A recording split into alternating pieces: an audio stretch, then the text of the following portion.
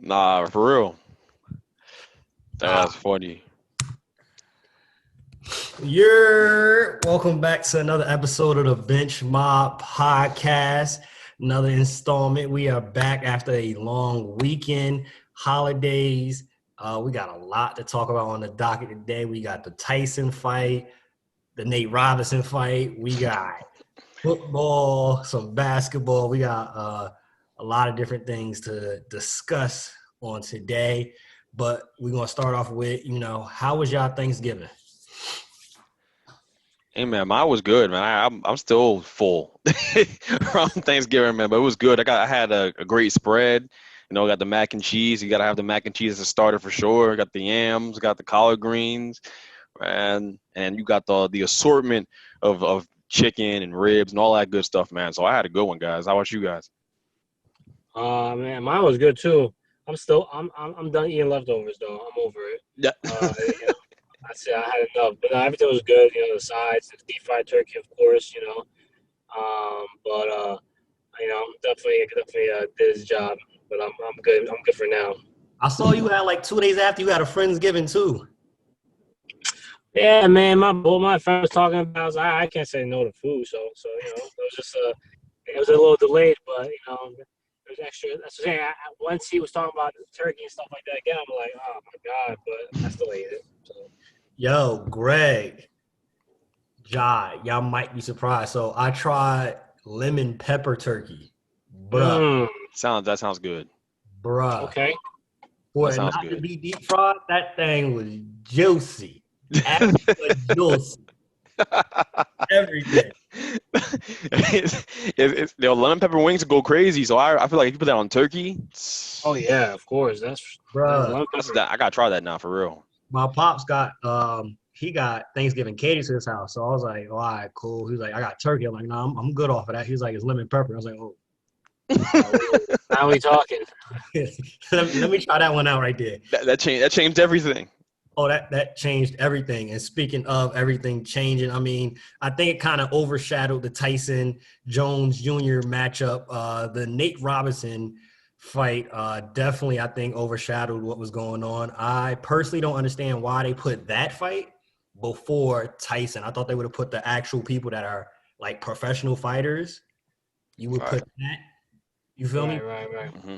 They put that one there. We're gonna first talk about though, what was y'all takeaways on the Tyson Jones Jr. fight? Me personally, I think Tyson he took it easy on him. I think Tyson could have Oh lightened up. yeah. Yeah. I think he definitely held back. It was he could have knocked him out in the first 10 seconds. I think they said that he's not allowed to knock him out. I don't understand why. Why would we pay for then? But I just think that it's kind of like cheating everybody because don't get me wrong, it was still like cool to see him fight, but to know that like you caged an animal, like you see he wanted to do it, Mm. um, and it's like I get it, like the whole they're older and stuff like that, but you signed up for it, and also people act like kidney failure is not a real thing. Like he was getting rib shots the whole time, Yo. don't get that's better than brain damage. I get it, but I mean, what are we doing here? I mean, why you might as well have done basically a sparring match. That's what it was. Right. So I think it definitely could have been better, but it was, I guess, for what it was all right. Yeah, y'all should have put on a helmet or something then if it was that much Well, of Nate a Robinson did. Nate Robinson Yeah. it was that much of concern because even Roy Jones, as soon as the fight's over, he's like, yeah, them body shots and it hurt. Yeah, bro. I definited that. Of know. course it did. He wanted no part of a rematch. He was taking him Saw the that, whole right? fight. Roy Jones Jr. talking, Mike like, yeah, we gotta do this again. Roy, I gotta check with Pensacola. I gotta check with. If he said Pensacola one more time, I was about to turn the TV off. Supposedly, funny enough, according to Holyfield said he want next with Tyson, but Tyson ducking him. Maybe he don't want to eat no more. Years. That's different smoke. That's different smoke for real. It'd be more fun to watch. I think he wouldn't hold back in that kind of fight. Hopefully, if there's nothing going on behind the scenes. But I felt the same way. I just kind of felt like, Tyson was holding back the entire fight. Like, it just kind of felt like we got robbed. Like, I wanted to see a knockout.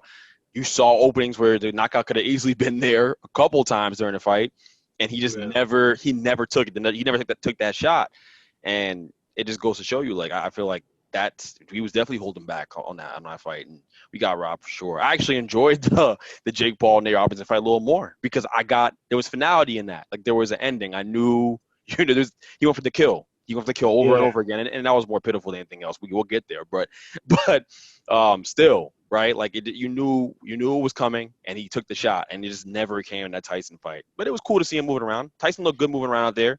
He looked quick, He can still fight, man. He looks like he's in good shape. When you look at it, Jones Jr., you saw in the second round, my man was breathing heavily and all that. I don't think he was really. He didn't look good. Yeah, I don't think he was really prepared for that. I mean, you heard Tyson was talking about he was doing 4-minute rounds for a 2-minute round fight. So my man he could have went another 2 rounds easily. I think. Yeah. Tyson really wasn't sweating, wasn't really breathing hard.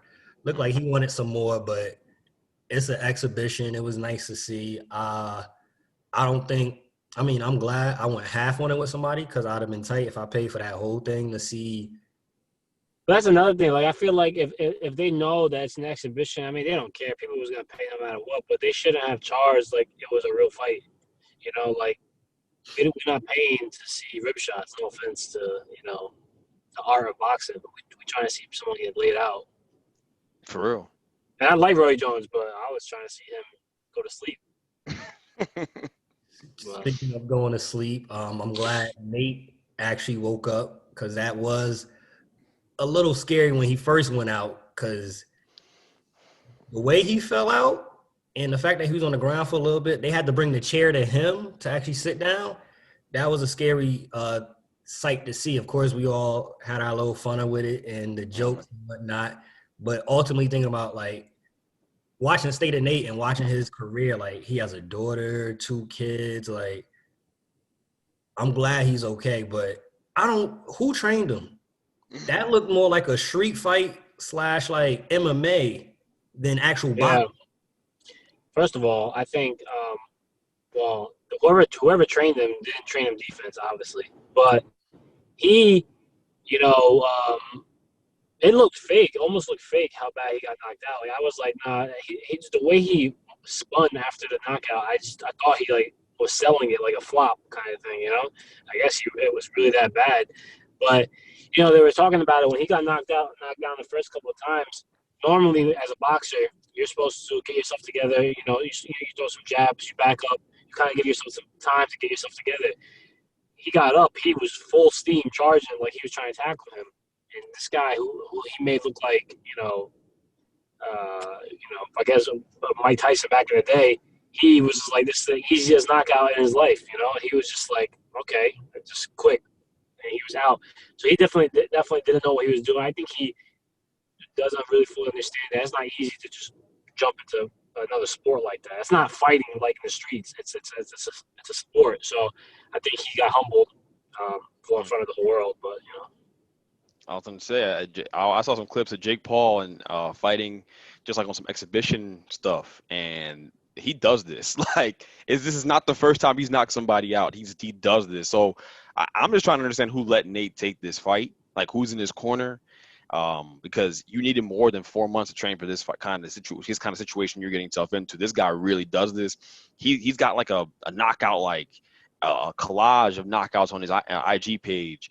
Man, and he's something serious. Like, he really could. I mean, he's not a professional fighter, but he has experience, and experience in boxing is everything, right? You know how to defend after a while. You know how to protect yourself.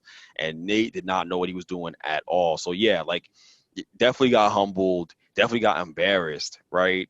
But I'm happy he's okay because that knockout looked crazy, and it was twice, right? He took 2 good shots, went down one time, got up, probably shouldn't have, got up. And then he gets knocked down the second time, and here we are. So I'm glad he's okay, first and foremost, because I'm a big fan of Nate. But I also feel like that kind of hurt, like, the legacy overall, like, and not on a basketball standpoint, but that your entire, like, his fame, right? Like, people love Nate Robinson. People still love Nate Robinson. But, like, we're not going to remember the dunk contest. Like, that's not the first thing you think about when you think about Nate Robinson now. You think about him getting laid out. that lasting image is in your head. And I don't know if it's going to go away. Like, just in all seriousness, that was something serious there. So, Someone said that he should give it back his dunk contest trophy. come on. I saw on Twitter, and honestly, I blame his shorts. Why is he wearing Knicks colors? It was destined to happen that way. Knicks colors, they don't learn. They don't learn. Maybe that's a foretelling of how the season gonna go for New York. Well, that's every season. Sheesh. That's every year. No fans though, so you can't hear them talking about sell the team to Dolan, him kicking people out. So they'll just do it virtually. That's it. Yeah. But speaking of New York sports, something that New York is actually happy about right now. Greg predicted it. Talking about Week 12, the New York Giants right now are the first place team in the NFC East. What were some of your takeaways of this Week 12 outside of this Giants game? Anything that y'all want to get off your chest about Week 12? I know Saints pulled out another win. Taysom Hill. We did. What was y'all takeaways from Week 12? Go ahead. No, I was gonna say that Saints win. I mean, they beat a team with no quarterback, right? They got a guy who was in a sales job, right? Yeah, and he comes in and he completes 2 passes over 4 quarters. Is what it was. One? Was it one? One and had 2 picks. 1 for 9. Let the guy throw. So here's my thing, right? Like, okay, I get it. The NFL also send the Broncos a message. They didn't follow the protocols in place for COVID. I understand that. Like, whatever. Like, but so how bad does it look on the NFL that you guys didn't even take a look at Cap? Like, well, no, they couldn't.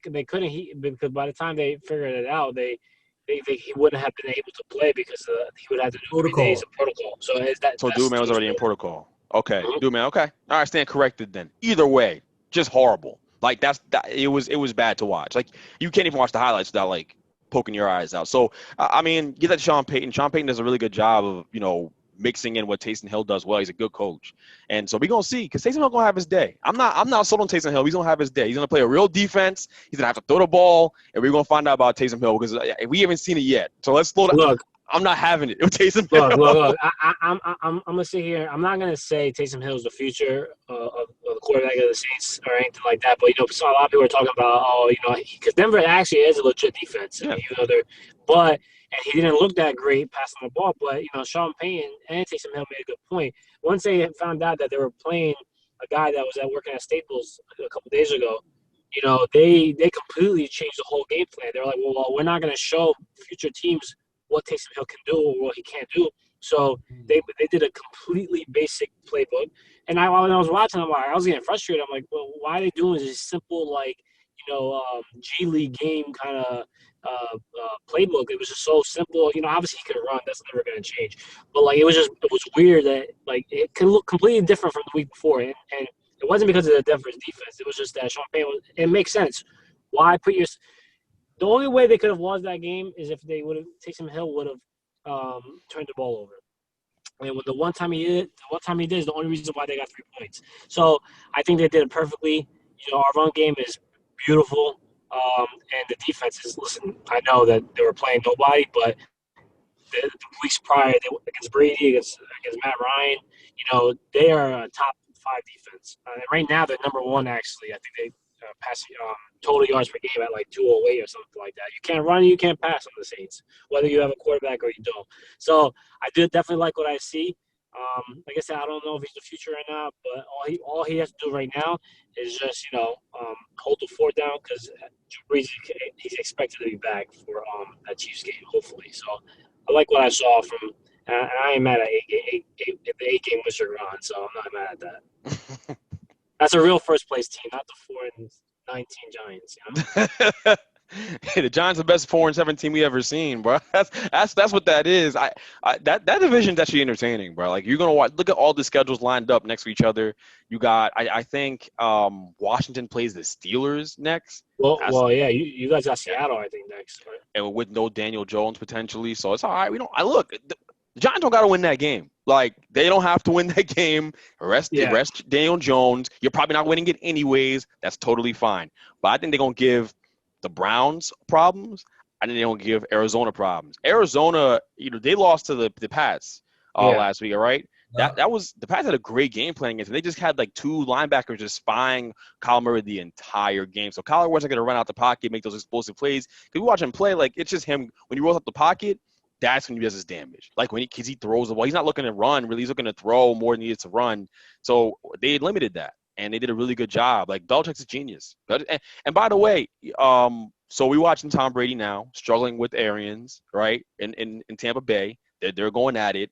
Can we just can we give Belichick his due? Because Belichick is making it work with nothing over there, and Brady's over here flopping a little bit. I'm just saying, like, give the GOAT his due, and we talk about the real GOAT, Bill Belichick. I think somebody. I think. Well, I guess we're gonna talk about it. I'll save that. But I will say though, for what they have, Belichick is doing his thing. He's holding the fort down, but yeah, I mean, Tom Brady's definitely struggling, and but we'll talk about that. Yeah, we could transition into that now. I agree. Belichick is definitely the GOAT, but I think the thing is Belichick is just the greatest at. He uses what he has, the personnel, and he is able to adjust. If he doesn't have Tom Brady, for example, you got Cam Newton. You're going to put Cam Newton in positions to run more. Tom Brady wasn't running. Now you look at what's going on in Tampa Bay. I don't think, me personally, Arians is using Tom Brady to his expertise of what Tom Brady does well. Tom Brady really has never been that quarterback that I'm going to throw it down the field a bunch of times. I've never been that quarterback where I really, unless I have to, I'm throwing 45, 50 times a game. We mix it in with some run game to balance it out. That way I can get that play action in to be able to throw those longer passes, explosive plays, things of that nature. What were your takeaways from this game? And y'all opinion, who y'all put more of this on? Is this on Arians and the play calling, or are we looking at Tom Brady like, hey, it's time to sign up for AARP? I mean, look, that's what I was going to say. So, first of all, they're both at fault, honestly. I think it's probably 55-45, leaning towards Arians. But first of all, look, the way I look at it, Brady knew the kind of offense that Arians runs. So he chose, even though rumors was that he was choosing the Saints first, Breeze retired. I guess these guys were the second choice. But he knew. So now they say that you have to build an offense around your star players. So the problem is it's kind of tough doing that, with no training camp and all that other stuff. And you got to understand, Mike Evans, Chris Godwin, all these players, they're not this West Coast offense. That's not what they do. So you're going to make Tom Brady comfortable, making everybody else uncomfortable. So I think that it just wasn't really a perfect match. I understand that he's up there in age and stuff like that. So I will say the reason why I do blame him, the coach more, is you got to run the ball more. I mean, you got Fournette. I don't know what's going on with him, but Ronald Jones is no scrub. So I just don't get what he's doing there. Like I said, he's 43 years old. He should not be passing 50 times a game. But then again, that's why another reason why it's on Arians. I think when a receiver shouldn't have 200 yards in a game, let alone in the first quarter. So at what point where you're like, okay, you know what? Like I understand that they have so many weapons that you figure that, oh well, if I double him, somebody else is gonna beat us. But then let somebody else beat you. The guy almost broke the single game record, which was like 345 if he would have called like one more pass, one more big time pass. So I think Arians and look, as much as I love it, you can't be calling out your quarterback like that at the end of the games. He's putting no blame on himself. Everything is Tom Brady's fault. And as much as I love it, because I don't really care for Brady like that, you got to take some kind of I think Bruce Arians is gone by the end of the season. That's a little hot take, but that's what yeah. Well, yeah, I makes me think, like, did Arians even sign off on Brady coming on board, or was that a decision made over his head by the GM, by the ownership group, right? Like to get to sell well in a perfect world to sell tickets, but to get more eyes on them, to become that sexy team in the league, because doesn't fit their offense. He never has been a guy who pushes the ball down the field. In all those years in the Patriots, it was bubble screens. It was throws to the flat to James White for 15 yards, and those guys and the running backs and Shane Vereen, right? And then throwing the ball to Wes Welker. Like West Coast offense, dink and dunk. That was always Tom Brady. Super accurate in the intermediate game. He can take the long ball. He throws a good deep ball, right? but it's not the thing he does. Actually, Jameis Winston, funny enough, is a better fit for their offense. He just throws the ball to the team too much. But if it's not for that, he pushes the ball down the field. He takes chances. He's really good in that way. So I'm just really I'm really taken aback by it. Like it makes me wonder on that end. Yeah, looking at some stats with this. Again, looking at Arians, the play calling, the defensive coordinator, Byron Leftwich, we could throw him out there too with the offense. Mahomes, now it's Patty Mahomes, it's Mahomie. 37 for 49, 462 yards, 3 touchdowns. Mm. Tyreek Hill, 13 catches, 269 yards, 3 touchdowns. And if you want to take away him, Kelsey still got off at 8 for 82. Yeah. And if Harden would have caught that one pass, he would have had over 100 yards. So, I mean, with Tampa Bay, their cornerbacks are just terrible. Yeah. Undisciplined. Buccaneers, looking at some of their stats, you mentioned Ronald Jones. Ronald Jones only had 9 attempts, but 66 yards rushing. That's 7.6 yards a carry. Why not give him the rock more? Why not balance it out? Tom Brady, 41 pass attempts to, as a team, 13 rushing attempts. I don't think that's a recipe for success right there for the Buccaneers. Transitioning into the Chiefs, who they did their job. They balled out. Can we think of anybody else that will be MVP outside of Mahomes? Like, I think it's probably safe to say Mahomes is getting MVP this year. Can we make a case for anybody else, really, though? No. Oh, look. Easy Wait, look. answer. Well, no, see, okay, yeah. I mean, look, he's going to get it, but just for the sake of the argument, I mean, I would if it wasn't Mahomes, I would be Derrick Henry. Yeah. So like so a lot of people will go with Rodgers. Yeah, he's doing his thing, but he got the by this same team that we're talking about that his defense is not good. He got the breaks beat off him when he played them against Tampa. And he's just, I don't know, something that doesn't make me comfortable about Rodgers. But Derrick Henry, as a running back, the last time it happened was AP for the MVP. He's going to get stronger as the season goes on. He gets better. He's already at like 1,200 yards and like 13 touchdowns or 11 touchdowns. That guy is just, as a running back, I mean, look, they know he's going to run the ball. And he still ends up averaging 120 yards a game. But that's just crazy. Like, as a quarterback, it's easier to put up numbers. Not as a running back when they got 8, 9 men in the box. So that's definitely. I mean, he's not gonna get it unless he breaks like the record. But but yeah, he's not gonna get it. But if it was somebody else, he definitely deserved votes. It's not gonna be Wilson because he had way too bad of a rough stretch. And he really but Mahomes is gonna get it. But if we just for the argument, Yeah, I really, you look at it, the way the Chiefs are playing, it seems like if they're able to keep this team intact, which based off of some of the contracts, they at least gonna have some of these key pieces for the next 2-3 years.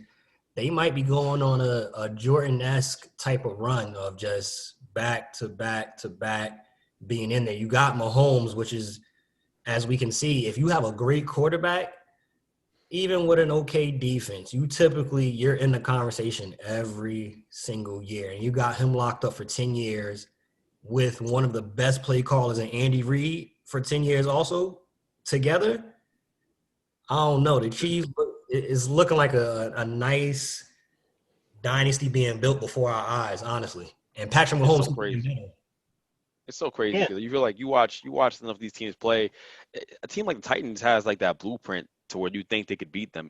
I would say the Steelers have a shot, but I don't think they do because they throw the ball way too much. They're blitz heavy, and against a guy like him, when you're playing these fast guys in zone, all you gotta do is fling it out there to Tyreek Hill, and he's blowing up your defense. Like, they blitz a lot, so like it just doesn't work. But like a team like the Titans, like where they run the ball and they control time of the time of possession, that usually swings their way. You could just keep those guys off the field. You have a chance to win the game, right? And I think last year we saw the matchup. It didn't work out. I think because their corners just not that good, right? I think what's that, Malcolm Butler? Like he's okay. He's not great. So it's tough, but there is a blueprint to beat them. It's harder in football to like project dynasties. This is the closest thing we'll see to that. Like those Patriots teams are that because they had the greatest coach greatest quarterback, right? Like in the situation. So it just worked out for them really well because they always had a way. They were always changing the game plan to fit who they're playing, right? The Titans kind of come from that Patriots mold because they have Vrabel there. He was under Belichick. So they have a shot. Like, I'm not ruling them out of knocking them out this year, but I don't see anyone really getting in the way. I think that they're going to win another one. And we'll see what happens. We'll see what happens moving forward. But I think that the Chiefs are the best team I've seen in the last 10 years, better than any Patriots team I'd seen. Maybe outside that Randy Moss team, but, up for debate. Well, listen, I'll tell you this much: in a couple of weeks, we're gonna see. Especially, Breeze is back. That Chiefs Saints matchup, I think, is gonna say a lot, honestly, because I think the Saints defense matches up pretty well. I mean, listen, it's hard to guard everybody, but I would love to see a potential. Well, we're gonna see it, but I can't wait to see that potential Super Bowl preview, just because you got Sean Payne, Andy Reid. That defense shouldn't be slept on anymore with that against that offense, and vice versa. Well, see, this is that thing, right? So now, if you had to do by position in that sense, I feel like I think the Saints defense is better than the Chiefs defense. The Chiefs offense is better than the Saints offense by not by a lot, So they're better, but I think overall, I mean, look, we'll see, but we'll see what happens. But I think in that game, it's pretty much who's going to end up with the ball last. Both teams put up a lot of points. Saints, I think, would have a better defense based off of how we're looking at with the stats and how they've stopped teams. It is Patty Mahomes, so he makes some of the best defenses struggle. So I think it's like whoever gets that ball last. And the other thing I think we're going to have to keep in mind, if Drew Brees that's his first game coming back, especially older quarterbacks, older players like to get into a rhythm. So I'm not even going to put too much into it. Let's say if Drew Brees doesn't play well, like it's his first game back. And that's yeah, of course. that's a pretty hard game to have your first game back. Like, all right, you got to go against basically who y'all probably going to see in the Super Bowl. Because when it comes to the NFC, the Packers, I don't believe in them. We're No obviously we're NFC least. Nobody's coming from there to win the Super Bowl. The Seahawks are playing better, but I still think their defense is still suspect, and they don't actually balance out running the ball. So I'll say that they're overrated. I think the Seahawks are overrated. Their defense isn't that great. They struggled yesterday with a horrible Eagles team, right? Like Carson Wentz is the reason why they lost that game. They probably they could have. Well, we got to talk about Carson Wentz and what the heck is going on there. I don't understand it. I've never seen in sports a guy go from being an MVP candidate one year to just making this amazing fall from grace where you can't make a 5-yard slant throw save your life like that. It's unbelievable. But I mean, the Seahawks, watching them yesterday, I think they're more pretenders than they are contenders. They're look, the worst 8-3 team I've ever seen is probably this year's Browns team, but the Seahawks are right there. They're not that far behind. They don't stop the run that well. Their corners are okay.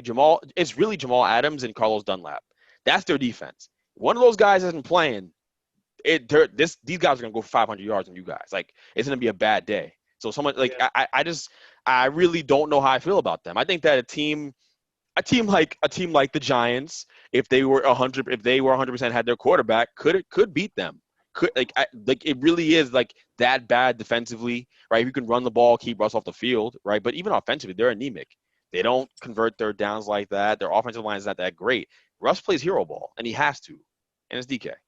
I think they're definitely more pretenders than contenders. The Rams is a weird one because you look at them, you're like, all right, well, they got a decent quarterback. The run game is whatever, but they got great receivers. Their defense is legit. Like, why they're not talked about, and we saw what they just did against the handicapped 49ers team. Like, how do you lose that game? So every time you think the Rams are legit, they do something like that. So you just never know. Whoever comes out of the division, listen, you can't count any of them. They're talking about benching Jared Goff. Like, I don't know what's going on there. So I think, like, the one team, like I said, and it's take out my fandom out of it, the one really legit team in the NFC is the Saints. And they're doing it right now with a backup quarterback. So that's speaking volumes. Sean Payne is undefeated with backup quarterbacks in the last few years. And I just think that, like, that's their one legit team. Unless they get some nonsense that happens in the playoffs, they should go. I keep saying that every year, but they really should be. They're a team to beat.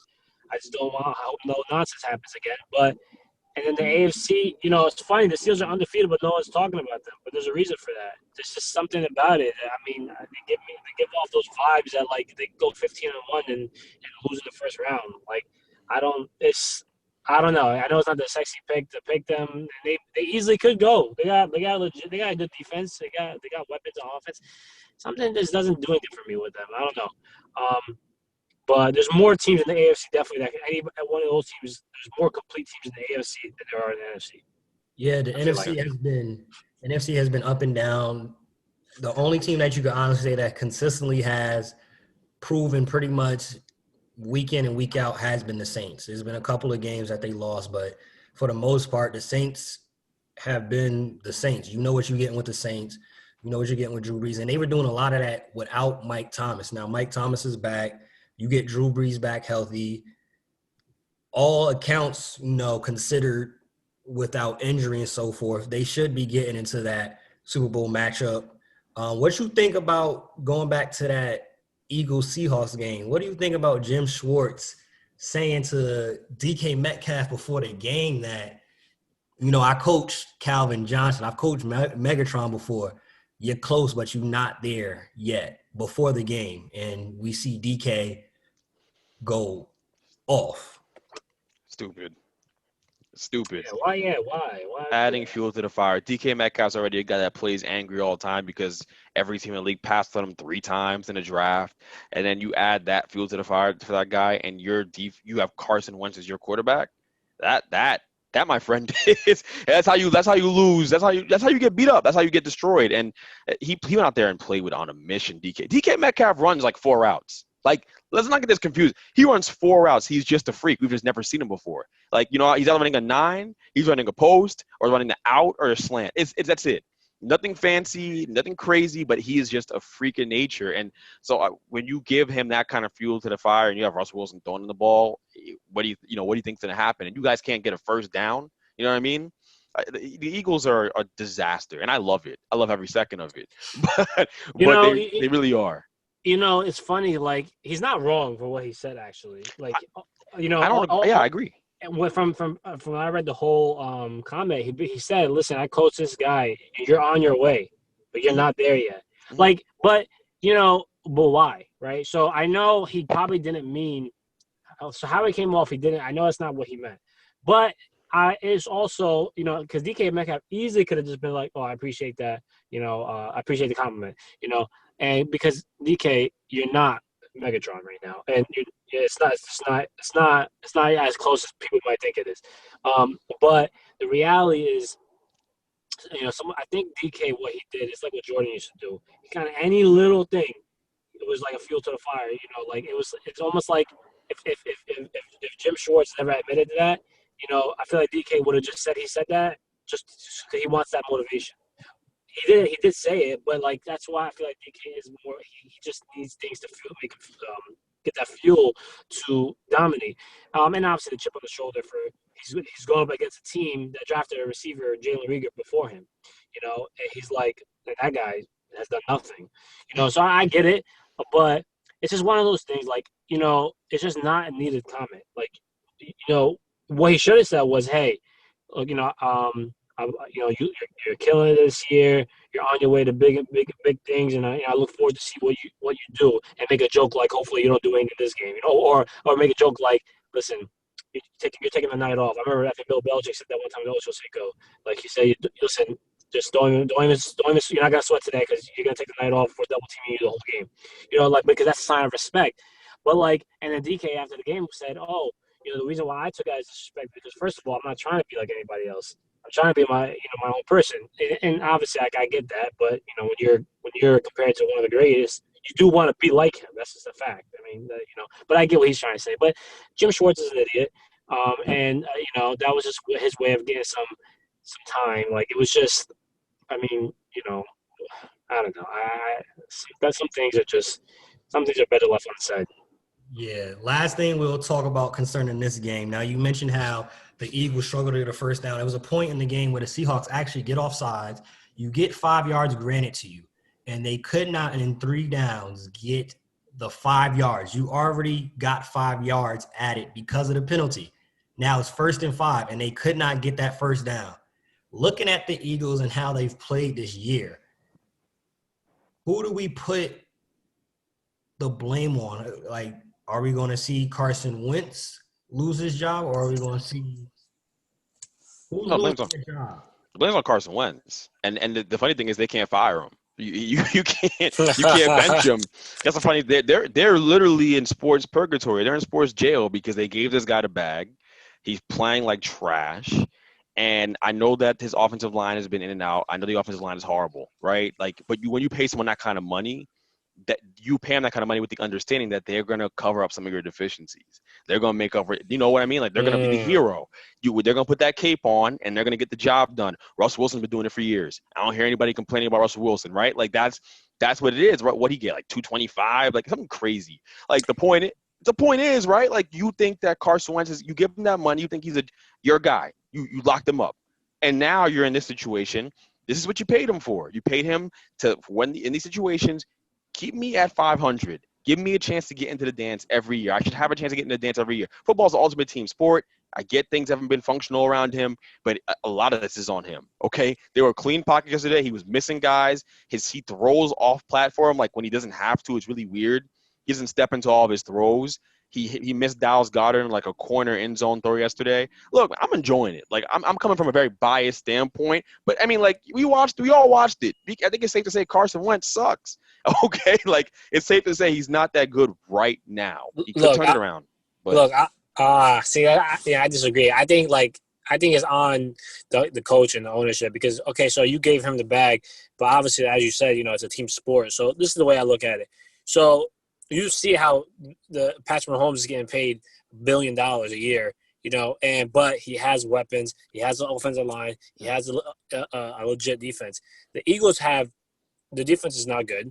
They don't have an offensive line. Might be the worst in football. I think because I think it has 45 sacks all year. I think it leads the league sacks on Wentz. The receivers get no separation. Look, I'm not saying Wentz is doing he's Mahomes back there, but the guy was an MVP a couple years ago. He would have been, right? So what possibly could have changed that bad? So in 2 years or 3 years, injuries. He's fears for his life every time he steps back there. So sometimes you're like, but no, he had a clean pocket. Look what he did. But mentally, he thinks that at any moment I'm about to get cracked because that's what he's accustomed to. So I think that I don't think it's fair to put the blame on him. He has blame, but to put all the blame on him, I think is not fair because, like I said, it's his responsibility, to be mobile and stuff like that. But he's scarred from the amount of sacks he gets on a nightly basis or on a weekly basis, and they got to be better. They missed on draft picks. They let people go in free agency. I don't know, Alshon Jeffrey. I don't know what he's been doing. They're talking about it was his first catch yesterday, and I know I guess he was hurt, but come on. I mean, that's their top receiver. Like I said, they missed on that rookie receiver Rieger. Again, no help from the tight end. Another thing too, you got Miles Sanders back there. Why are you not running the ball? I mean, he's not a scrub. So why is Wentz stepping back and passing that many times? When your offensive line is not that great, you got to just do different things. Again, he's at fault at times. But if you look at there is some plays that when he threw the ball, they were getting no separation. Like, where is he supposed to throw the ball? And again, he steps back, and at any moment he's going to get cracked. So I think that his contract is some people going to look at it like, oh, he's getting paid big money, he's got to figure it out. But the difference again, Russell Wilson, he was doing good all those years. He had a defense, he had a running game, he had a receiver or receivers. So right now, Wentz has one of the worst teams in football, or they're using him as like one of the worst teams in football. So I just think that they got to get better. They have no O-line help. I don't care who you are back there. Even Russell Wilson, if he had that O-line, he's going to look exactly the same. Maybe a little bit better because he's a better quarterback. But you're going to tell me – correct. So he'll look better because he's a better quarterback. But, but to that point, he's not going to look that much better because you need to be upright. So as much as he's mobile, all right, so he keeps running around and he takes he knows not to get hit, but – I think that the injuries, the lack of offensive line, the lack of his so-called weapons getting open, is a product of it being on ownership. And Doug Peterson, it's 1st and 5. How did you pass the ball 3 straight times? So why do you even have to take that? No, why do you even have a running back in the formation? Just get him out of there. Like he's not. And then the next possession when they were backed up, they ran the ball 3 times or whatever. Like the defense knows you're going to do that because you just passed 3 times in a row. So Doug Peterson, if Wentz goes, Peterson got to go too. They got to clean house because he doesn't know what he's doing right now. I agree with you. I think I definitely think that is a lot of it is on the ownership, on the general manager, and they should all go clean house, right? I agree with it. I'm with that. All I'm saying is there are open reads that Wentz is missing on the field, man. He's leaving yards on the field. Look, what was it? How long did it take their first? I really want to look this up. I don't know how long it took them to get their first down in that game. Like, it was almost a half. I remember almost a half. Seattle had 14 first downs, and then they got their one. Listen. All right, like, but he's getting sacked. They got like 6 sacks that game. Peterson not get. Listen, I agree. I totally understand that. I really do. At the Giants' worst, when their O-lines are bad, like we getting some first downs. Like we getting some first downs with a rookie quarterback. Carson Wentz is genuinely playing like garbage. Like he is. That being said, it's not all his fault. There is a lot of things wrong around him. They probably have to reevaluate. They missed on some draft picks. You're absolutely right. Let some key free agents go. That's what happens to championship teams, right? Like it usually goes downhill. They're hanging on, right? They're hanging on. They lost Deshaun Jackson, right? Yeah, and they took a quarterback in the 2nd round. That's not the greatest, message you're sending. Where you could have taken a top weapon. Same thing in Green Bay. Like I don't know what these people are doing. Like the message you're sending. Like you have a chance to get a decent player, probably a really good player, but you decide to get a quarterback that's probably not going to see the field much that year. For what? Like Jalen Hurts is okay. Like he's not the future. So what are you doing there? So. Listen, all I can say is I'm glad that's not my team because they don't know what they're doing. I think we got to look at both. I think you can definitely say Carson Wentz has declined due to offensive line, lack of weapons, but he definitely has declined in his play. 25 for 45 last night, 215, 2 touchdowns, 1 pick, 6 sacks to Jod's point right there. He was sacked 6 times. As a team, they only ran 14 times. When Carson Wentz attempted it 45 times. And something that I think we can talk about, and a lot of people don't factor this in when we talk about Wentz and his play. They draft a quarterback 2nd round, and he comes to the stadium every day and sees a statue of Nick Foles, the man who actually won a Super Bowl for Philly. Who's to say mentally he's not jacked up? Where it's like maybe his confidence has been shot. You see Nick Foles every day you come to work. The man who actually won the Super Bowl when you got injured. And the fans was really that next year was rooting for Foles to actually stay over Wentz. Maybe it's a confidence thing with him now at this point. Maybe he needs a new scenery. I think maybe this is a marriage that needs to be annulled at this point. They need to get a divorce. I think they got the most immovable contract in all of football. The guy's getting paid like $30 million a year, and he plays football worse than Ryan Fitzpatrick. Like so I don't know. There's no divorcing it. You know what's crazy? But, real quick, like from a grand view, from Philly sports grand view, you got a point guard who needs to see a sports psychiatrist because he can't shoot, because he's scared of what the fans are gonna say. You got a quarterback who is insecure in his standing with, which he shouldn't be. The ultimate sign of respect is the money. So he shouldn't be, but he is. Let's say he is, just for argument's sake. He is, because he's walking and see Nick Foles at number 9 every day, walking in because he didn't win it. Nick Foles did, which is, again, no knock on him. I would hope that's not what it is, but it could be. You have a good point. Like, we didn't even talk about that. But you know what I mean? Like, this is crazy. And as a New York guy, like, I'm enjoying it. I'm just gonna let you. I'm enjoying it. What an overrated player that is. That guy milked that system crazy. I don't know. Looking at this weekend, we saw a Patriots team, which we mentioned, pull out a win against the Cardinals, which I don't think anybody had the Patriots winning, but Belichick and his game plan, because Cam did not play that well, but Belichick had a game plan set up to put them in a position to win, which out of maybe 1 or 2 games, Belichick has put his team in position to win every single week. We're talking about they really could have went 3-0. They almost beat Seattle. If Cam doesn't fumble that last play we could be talking about a different record right now for the Patriots. And then, they went on that losing streak when COVID hit for them, but they're able to pull out a game against the Cardinals, who, by all means, we were talking about being that second playoff team out of that division.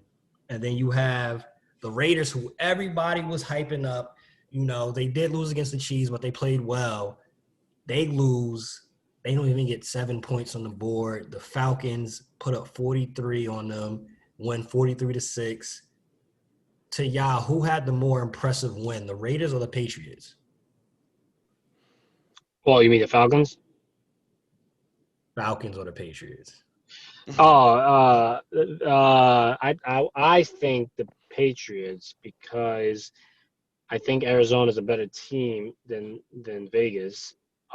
Vegas is I can't. One day you think they're contender, the other day they're not making. They shouldn't make the playoffs. So, I think that you can never count out Belichick. He's like that one guy you just don't want to play against. He just knows people's flaws, their weaknesses, all that stuff. So I think that what the Patriots did, locking down that offense, was impressive. So, even though the Cardinals should have won that game, Zane Gonzalez needs to quit because he sucks. Their kicker just can't be missing 35-yard field goals. I don't care what anyone says.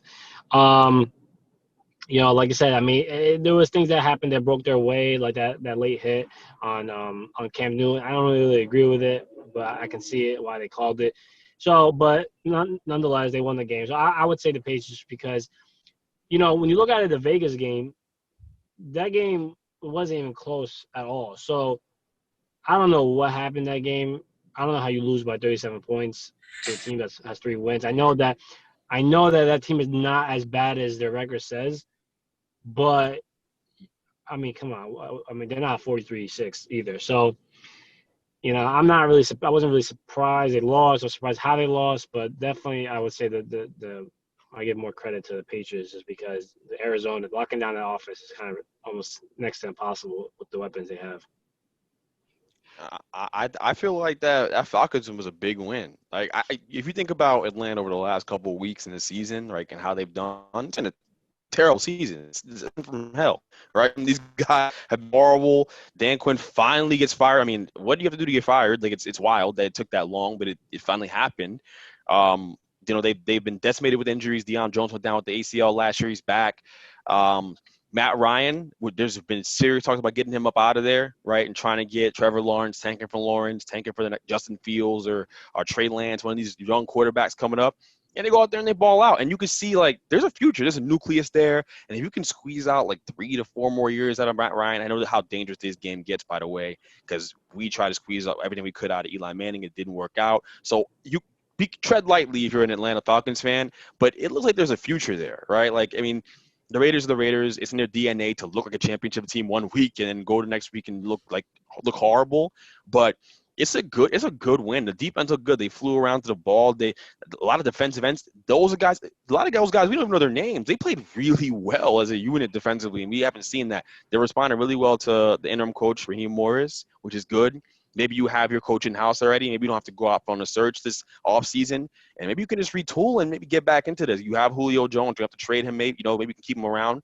I know there were rumors about possibly getting rid of him this offseason to get some assets back to rebuild and go full rebuild. Maybe you can kind of savor this, salvage this thing, get back in it in the NFC South. You don't know how many more years Drew has. We know the Tom and Bruce Arians experiment isn't working. And Teddy B, I love Teddy B. We're going to see how I like the Panthers a lot, actually. I like them. I feel like they're trending upwards. I really do. I like them a lot. But you have a chance to be in that division next year if you can kind of retool instead of having to go full rebuild. So I like that win a lot for them because of the optimism, the hope, right? And rooting for a 4-7 team will make you look at it from that perspective. So trust me, the hope is important. Oh no, of course. I just think that they're just too inconsistent to for sure. It's just one of those fluke games that it just did I saw it and I was like, okay, yeah, but like I said, they have no obviously. I know it's more for the future, but if you're talking about this season, apparently the Patriots are more in the mix of a playoff spot than the Falcons. So yeah, so like I mean, they're both were big time wins. You know what worries me about the Patriots win is Cam. What was it? 84 yards only and 2 picks? Well, he did what he had to do. He made a good point. He didn't have to do much. I agree. Why go against the game plan? Or go just take what defense gives you. He's not really looking to get MVPs anymore. He's just trying to show that he can win games. He's trying to get us some weeks of bad football since coming down with COVID. It makes me think, like, what if there's something else going under the surface going on there that we're not talking about, that the Patriots aren't talking about? They also don't got weapons. Yeah. No, and that's fair. And that's fair. Going? N'Keal Harry, like, get out of here with that. That's a good point. Good point. You know what I'm saying? That's really it's a 1-year rental. I think it really is. They didn't. Belichick talked about it. He's like, we put all in for these last 6-7 years to try to win Super Bowls. We paid Cam Newton $1 million. Like, right. We didn't have nothing. We just was plugging and playing just for this year. And surprisingly enough, if I recall correctly, it's 8 teams getting to the playoffs this year, right? Yeah, 2 extra teams. Hey, Atlanta might be in that mix with how teams is playing. Minnesota's 5-6. Chicago 5-6. Chicago is 5-6. And right behind them is Atlanta at 4-7. Well, you got real quick. There's no chance. They play the Saints one more time, and they play Tampa 2 times. I know we talk about Tampa like that, but if that's 3 games right there that they should lose all 3. I know division games you can't guarantee that, but like there's a better chance of the Giants winning a playoff game than the Falcons making the playoffs. At least he acknowledged the fact the Giants could get in, because I think the Giants getting in.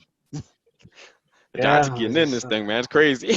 I think it's a 2-team race between them and Washington. I think 6 wins will put them into the playoffs. But the thing is, if Washington wins 3 games, it's curtains for them. So you got to hope that both teams only get 2 more wins, because Giants have the tiebreaker.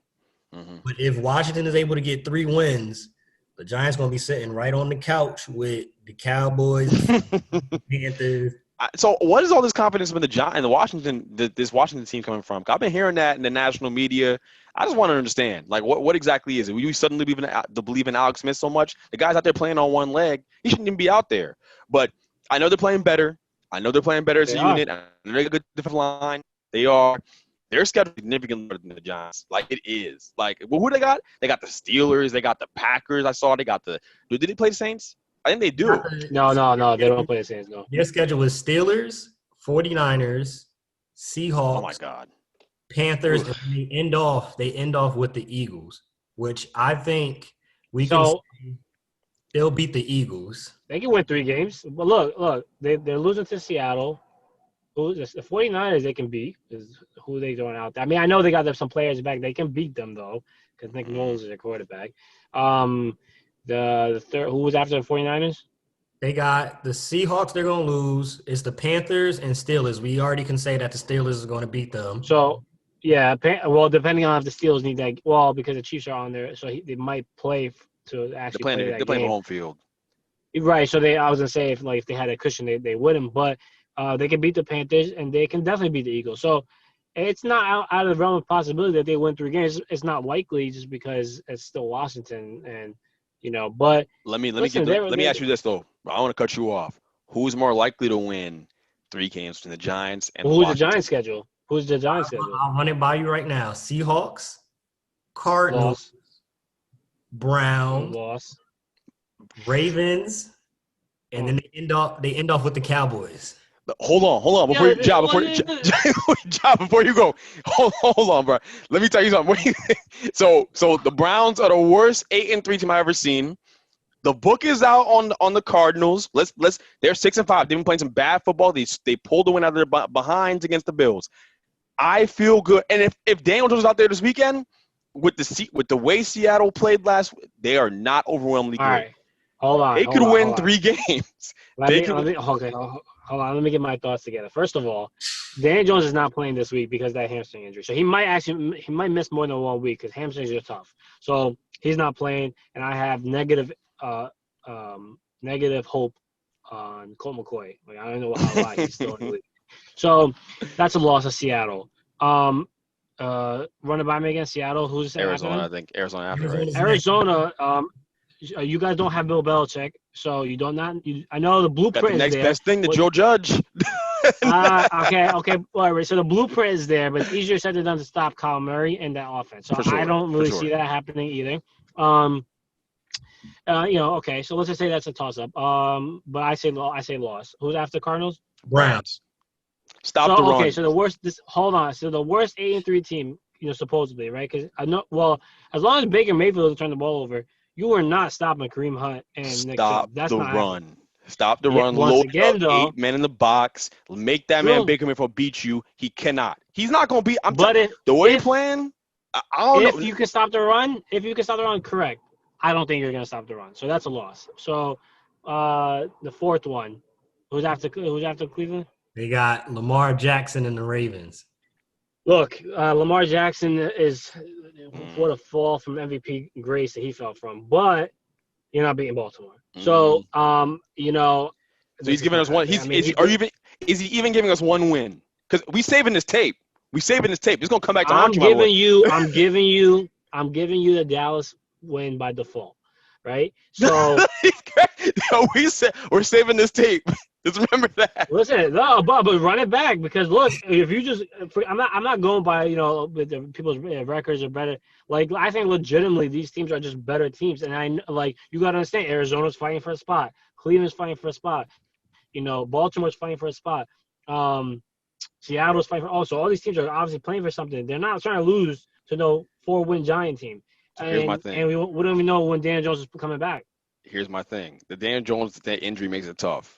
I think he's missing a week, tops. I think he's back for Arizona, right? Best case scenario. But I think he is. I don't think it's a minor strain. I think he's going to be back for Arizona. I think the Giants are winning at least 2 of these games. And football's a weird sport, man. Every year you got those teams that are 100 for something that lose games they're not supposed to. I think the Giants are good enough to beat 2 of these teams. I think the Browns are one of them because Baker's not very good. They don't want him throwing the ball, right, off of these throw play action. I think they can beat the Browns. I think they can beat Arizona. We're going to find out. I think they can. And I think that they'll fight the Ravens. The Ravens are a good team. They're championship pedigree, whatever. Like, I'm willing to give up 2 of these games. The Cowboys are a must win, obviously, for obvious reasons. You in the division, you got to get that division game. Let's see what happens. I think the Giants win at least 2 of these games. They get to 6 wins on the season. Maybe they tie with Washington. I don't see how the logic work though. How does Washington win these games? They got a tougher schedule. I don't know how they win these games, man. I don't see it. I don't know. I don't know if they 3? have a tougher schedule. I don't think they have a tougher schedule. I think the Giants have a tougher schedule than Washington, and I think Washington overall right now is a better team overall, like from offense, defense. You got them twice. I know, but We're gonna see, man. It's gonna be fun. It's gonna be fun. It's gonna be fun to watch the last couple of weeks. This is exciting. The NFC East is the most exciting division in football. You don't know who's gonna win it. You have no idea. We're gonna watch week to week, and week to week it'll change. And we'll see. But I'm excited about it for sure. You guys can fight. You guys can fight it out. The Saints are just gonna be chilling on a bye week. I just want to get in for the morale, man. That's all I want to get in for the morale. It's exciting. I think I hear that. if the Giants do get in, that's a great step in the right direction for Joe Judge and that organization. It's a building piece. It gives them a lot of experience for them, positive. If Joe Judge is able, in this weak, terrible behind division, with the injuries, with no OTAs, no training camp, your first year coaching, you're able to get them and squeeze into the playoffs in this division, especially how prideful that organization is when it comes to the rivals with the Cowboys, the Washington, and the Eagles. Yeah, you got to say the Washington because they ain't got no name. The Washington. I think that'll be huge for them, especially when you look across the stadium. You got the Jets, who they might go 17, and they're going on 17. You're looking at probably getting rid of everybody in the front office. You might want to get rid of the coach, Gase, all of that. You don't know about your quarterback. They get into the playoffs, now you have a different conversation. You might be relying on Daniel Jones as the quarterback for at least for 1 year. But this has been an impactful show. We've been able to get into a lot of stuff. We still have some stuff to talk about. There was a lot of upsets that happened this weekend. A lot of stuff in college basketball, some crazy stuff we've seen with some scores. Shout out to Dawn Staley and the South Carolina women's basketball team. We definitely going to talk about that next episode. And NBA, they just released the tentative Christmas Day schedule. We got to talk about Just saw that. We got to talk about the NBA. Sorry. Preseason starting up. Some players that still have not been signed, such as Isaiah Thomas. Does he get signed? Does he not get signed? But we thank y'all for tuning in. Make sure you subscribe, share it. Make sure you tell your auntie, your cousin, your baby mom that Bench Mob has another episode out. If you stay ready, you ain't got to get ready. Bench Mob, we out. Peace. Peace. All right, peace.